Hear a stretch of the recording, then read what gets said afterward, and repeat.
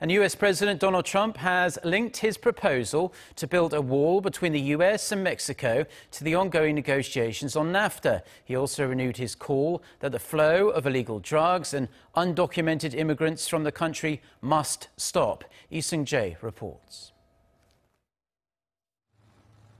In a flurry of tweets on Sunday, President Trump threatened to pull the DACA deal off the table and demanded Mexico's help stopping illegal border crossers, or else he'd nix NAFTA. He added the southern neighbor is doing very little, if nothing, to stop illegal immigrants and drugs flowing across the border, as the U.S. leader repeated a threat he made earlier this year, warning a successful NAFTA renegotiation may hinge on Mexico making efforts to secure its side of the border. Last week, Trump made comparisons between the Demilitarized Zone and the Mexican border, saying that despite not getting paid much to help protect the DMZ that separates the Koreas, nobody comes through.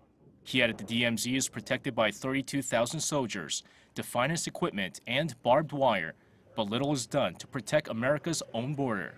In addition, referring to the Deferred Action for Childhood Arrivals, or DACA, Trump said there would be no deal to legalize the status of millions of undocumented immigrants who were brought into the U.S. as children, adding that the U.S. border with Mexico was getting more dangerous.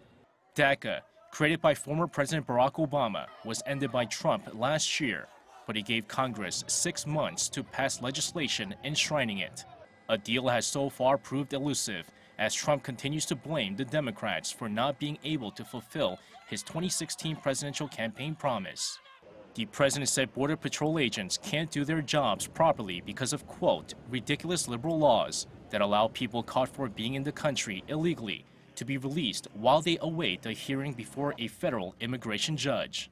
Seung-jae, Arirang News.